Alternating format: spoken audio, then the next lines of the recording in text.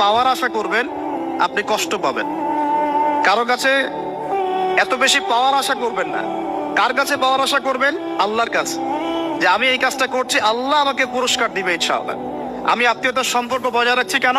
আল্লাহর কাছে রিজিকে বরকতের আশায়, আল্লাহর সন্তুষ্টির জন্য। মনে রাখবেন প্রিয় ভাইয়েরা, আমল কবুল হওয়ার শর্ত মোটামুটি তিনটা। কয়টা? 1 নাম্বার, আমলগুলো হতে হবে আল্লাহর সন্তুষ্টির জন্য। 1।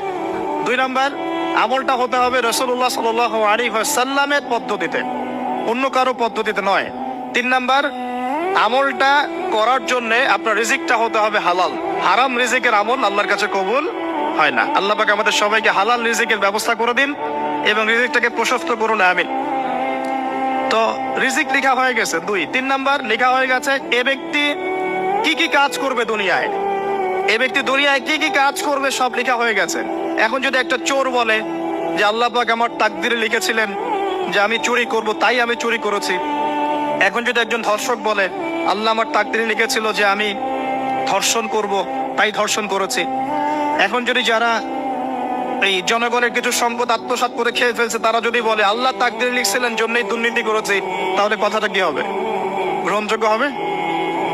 এখন যদি দলিল দেয় তাকদিরে তো লেখা ছিল। এই আকীদাটার নাম হচ্ছে জাবারিয়া আকীদা। কি আকীদা?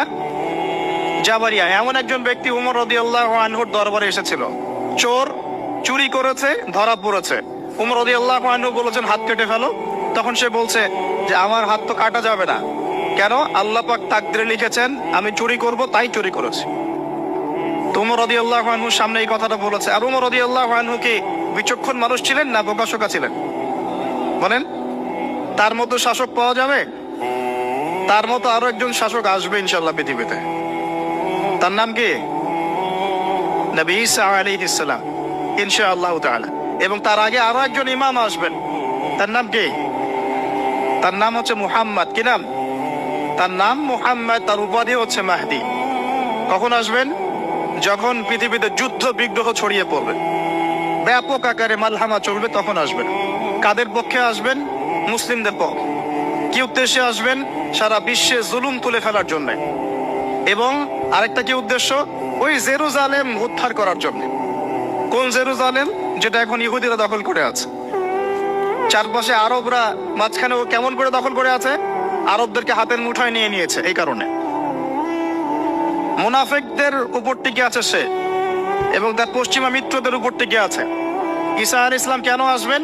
এই জায়গাটা পুনরুদ্ধার করার জন্য। ঈসা আলাইহিস সালাম কি পরাজিত হবেন না বিজয়ী হবেন? কত বছর বিশ্ব শাসন করবেন? 40 বছর। এগুলো হবে বিশ্বে, এগুলো হওয়া